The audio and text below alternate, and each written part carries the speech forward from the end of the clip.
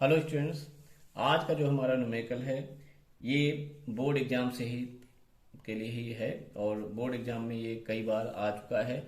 बहुत important question है और ये भी बता दें न्यूमेरिकल बहुत ही सरल है, बहुत ही आसान है, सीधे सीधे सूत्र पे बेस्ड है। थोड़ा सा दिमाग लगाना है इसमें और बाकी सिंपल कैलकुलेशन है। आप कोई भी जो है स्टूडेंट्स इसको आसानी से कर सकते हैं। जो बहुत ही कमजोर बच्चे हैं एक तरीके से आप कह सकते हैं वीडियो ये वाला वीडियो जो है ये न्यूमेरिकल का जो सोल्यूशन हमने बनाया है बनाया तैयार वीडियो तैयार किया है ये उन्हीं के लिए है। और बाकी को भी अगर लगता है उनके मकतब का है बोर्ड एग्जाम में न्यूमेरिकल्स को देखना चाहते हैं कैसे आते हैं तो वो भी इसको देख सकते हैं। और न्यूमेरिकल दिया हुआ है, आंसर भी दे दिया है। जिनको लगता है पढ़ने के बाद न्यूमेरिकल के सॉल्व हो सकता है उनसे तो वो सॉल्व करें, बाद में सीधे सीधे आंसर अपना इसके साथ चेक कर लें।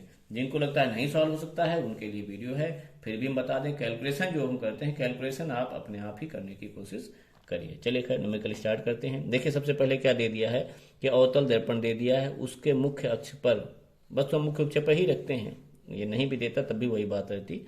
मुख्य अक्ष पर ध्रुव से यानी दर्पण से ही, दर्पण से लिखे या ध्रुव से दूरी लिखे बराबर ही बात वही है। 36 सेंटीमीटर की दूरी पर स्थित वस्तु का प्रतिबिंब वस्तु के ऊपर ही बन रहा है, यानी प्रतिबिंब भी वहीं पर ही है जहां पे वस्तु है।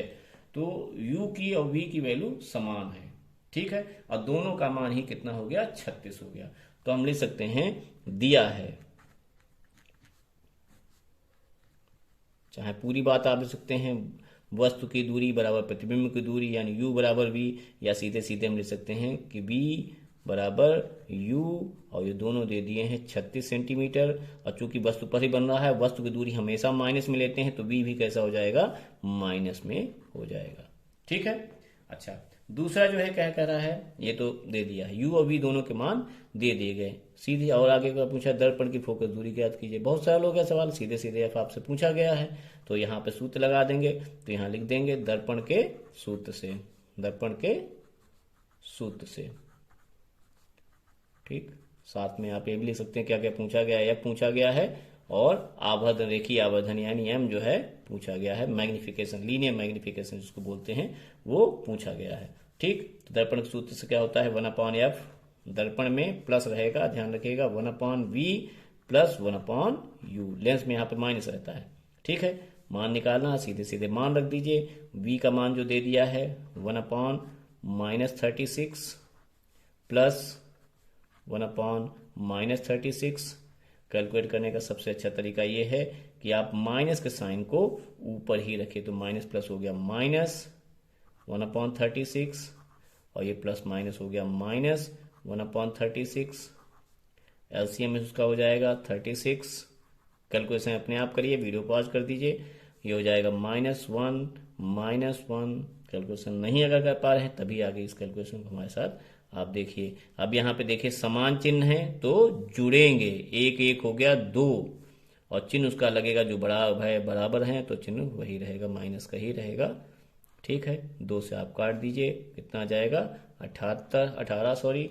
तो 1/f का मान कितना है, 1/f हो गया -1/18। तो यहाँ से अगर हम f लिखेंगे तो f बराबर हो जाए, इसको रिवर्स किया है f निकालने के लिए तो इसको भी हम रिवर्स कर देंगे, 18/-1 कह सकते हैं, माइनस प्लस माइनस तो -18। ये बिल्कुल हमने बहुत डीपली कैलकुलेशन आप कह सकते हैं कि छोटी छोटी बातें हमने कैलकुलेशन में समझा दी हैं आपको, ठीक है। जिनके कैलकुलेशन पूरा है उनके लिए है ये चीज़ देखना, बाकी के लिए आप सीधे फार्मूला रखिए, वैल्यू पुट करिए, कैलकुलेशन हो जाएगा, ठीक। अब मैग्निफिकेशन, अब जो है रेखीय आवर्धन, रेखीय आवर्धन का सूत्र क्या है, हमको सूत्र मालूम है। दर्पण के केस में ध्यान रखिए m बराबर क्या हो जाएगा -v/u। याद करने का तरीका हम फिर से आपको बताते हैं, एक वीडियो में बता चुके हैं कि मिरर के केस में मैग्निफिकेशन का जो फार्मूला होता है उसमें माइनस लगा होता है, बस ये ध्यान रखिए, m ये याद करने का तरीका है। मिरर का मैग्निफिकेशन के फार्मूले माइनस होता है और जस्ट उसका जो फोकस दूरी का फार्मूला हो जाएगा प्लस हो जाएगा। लेंस में यही चीज प्लस है और ये चीज फिर इसलिए माइनस हो जाएगी, ठीक है। तो ये याद करने का तरीका है, इसको यहां से ध्यान रखिए। अब मान रख दिए, v का मान है मालूम है हमको -36, एक माइनस पहले से लगा हुआ है। v का मान ब्रैकेट मान हमेशा जब भी माइनस वाला मान रखिए तो हमेशा ब्रैकेट में रखिए, ये आपके लिए आसान रहेगा। और साथ में कोई और भी चीज अगर दी गई, यहाँ पे कुछ नहीं दिया है तो इससे आप इसको लिख सकते हैं, ठीक है। कुछ और भी दिया गया हो तो सीधे सीधे ब्रैकेट मान रखिए, चाहे तो यहाँ भी ब्रैकेट बना लीजिए, वो ज़्यादा सही। तो माइनस माइनस हो गया प्लस 36 बटे 36, ठीक है।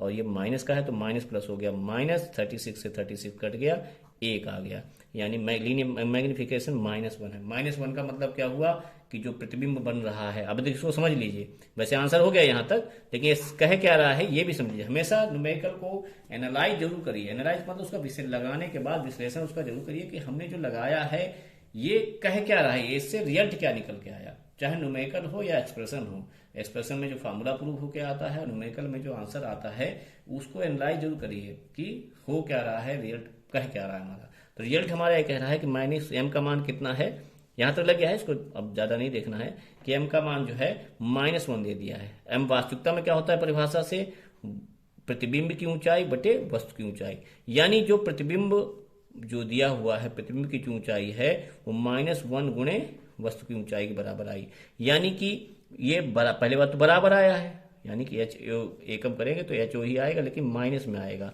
तो प्रतिबिंब वस्तु के बराबर ही ऊंचा बनेगा, बड़ा बढ़ेगा, जितना बड़ा प्रतिबिंब है उतनी बड़ी वस्तु प्रतिबिंब बनेगा, जितनी बड़ी वस्तु है, लेकिन माइनस के साथ बनेगा, यानी उल्टा बनेगा।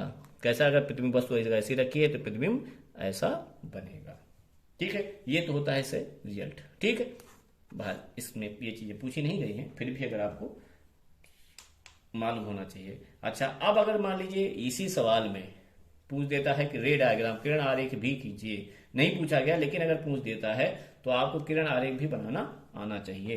तो किरण आरेख कैसे बनाएंगे उसको भी देख लीजिए। उसका बनाने का तरीका क्या है कि सबसे पहले मान देख लीजिए क्या क्या दिए हैं। एफ का मान कितना आ रहा है हमारा, 18 आ रहा है, और यू और वी दिए हैं वो 36, यानी दुगने पे दे दिए हैं। तो जाहिर सी बात है, आप कर सकते हो सीधे सीधे सी पे ही यू रखा हुआ है। तो दर्पण हो गया, अवतल दर्पण है, ठीक है। सबसे पहले दर्पण, और उसको बनाने का तरीका यही ध्यान रखिए कि दर्पण है या लेंस है, सबसे पहले ये सारी चीजें। दर्पण के केस में सबसे पहले यही बनाएंगे, दर्पण बना लीजिए और मुख्य अक्ष को बना लीजिए, और उसके बाद दर्पण से कुछ दूरी पर, जो आपके वैसे होता तो यह है कि बीचों बीच सेंटर होता है, वहां पर सी रखते हैं, उसका आधा एफ रखते हैं, लेकिन आप कहीं पे भी कुछ दूरी पे एक पॉइंट रख लीजिए एफ। बस अगला जो है पॉइंट आपको जो रखना, सी वाला जो पॉइंट रखना, वो इतनी बराबर दूरी पे ही स्केल से नाप के ही रखिए एग्जाम में, कि यानी अगला जो पॉइंट रखा है वो बिल्कुल एग्जैक्ट नाप के यहाँ पे आप रखेंगे। तो ये दूरी जो है बाकायदा एग्जाम में कॉपी जो आप अगर मानते हैं डायग्राम पूछा जाता है तो ये नाप के ही रखें, कितनी भी रख लें, इसका कर्वेचर क्या है इस पर मतलब नहीं है, आप कोई भी दूरी रखें, बस ये इसको नाप के बस रखिएगा, इसमें गलती ना करिएगा, ठीक है। अब हम जो है वस्तु रख रहे हैं, वस्तु का भी अगर देखो एफ दे दिया है 18, एफ 18 आ रहा है, तो एफ 18 ये हो गया एफ और ये हो गया सी, तो ये 18 है तो 36 कहाँ होगा, यहाँ पे होगा, 18 दूनी 36, तो वस्तु कहाँ पर रखी, यानी कि वास्तविकता में सी पे ही वस्तु रखी है। यहाँ से एक दो किरणें ऐसी खींचनी जिनका आउटपुट हमको मालूम हो, तो एक समांतर किरण खींच रहे हैं, इसका मालूम है कि कहाँ जाती है, फोकस से होते हुए जाती है, इसको स्केल से बाकायदा खींचेगा। और दूसरी जो है हमको मालूम है कि कहाँ पे जाती है, अगर फोकस से होते हुए अगर जाल रहे हैं तो कहाँ पे जाएगी, वो समांतर हो जाती है। अगर स्केल से बाकायदा आप सही तरीके से खींचेंगे तो आपका यहाँ पे सी पे ही बन जाएगा। तो इस तरीके से आप कह सकते हो कि प्रतिबिंब जहाँ पे वस्तु था वहीं पे ही प्रतिबिंब बन रहा है, यानी सी पे वस्तु रखी तो सी पे ही प्रतिबिंब बना, और ये पॉइंट हो गया एफ, कैपिटल एफ पॉइंट के लिए, और ये हमारा अवतल दर्पण तैयार होगा। तो इस प्रकार से जो है हम रे डायग्राम बना सकते हैं, अगर रे डायग्राम पूछा जाता है। बाहर यही नहीं पूछा गया है तो यहाँ पे जरूरत नहीं है, पूछा जाए तो बना सकते हैं, ठीक है। That's all for today.